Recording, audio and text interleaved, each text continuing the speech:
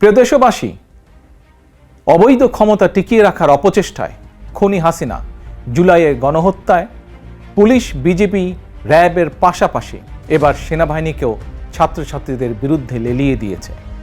গণহত্যাকারী খুনি শেখ হাসিনাকে বাঁচাতে সেনাবাহিনী এখন নিজ দেশের জনগণের বিরুদ্ধে গোলাগুলি করছে আর শত্রুর সঙ্গে করছে গলাগলি।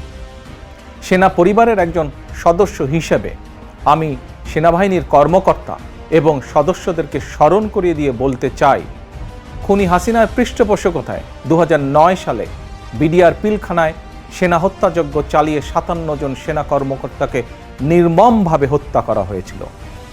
সেদিন নিজের সহকর্মীদের রক্ষা করতে আপনারা চূড়ান্তভাবে হয়েছিলেন ব্যর্থ, অথচ এখন সন্তান সমতুল্য ছাত্রছাত্রীদের বুকে গুলি চালিয়ে নিজেদের বীরত্ব জাহির করছেন। আপনারা বীরত্ব দেখাতে চাইলে অরক্ষিত সীমান্তে যান। জনগণ মনে করে দাবিদারি করতে করতে আপনারা নিজেদের স্বাধীনতা, সম্মান, সাহস এবং আত্মমর্যাদা হারিয়ে ফেলেছেন। সেনাবাহিনীকে বলবো, মিয়ানমারের সেনাবাহিনীর মতন নিজ দেশের জনগণের সঙ্গে যুদ্ধে লিপ্ত হবেন না। এতে কোনো বাহাদুরি নেই। অবিলম্বে ব্যারাকে ফিরে যান।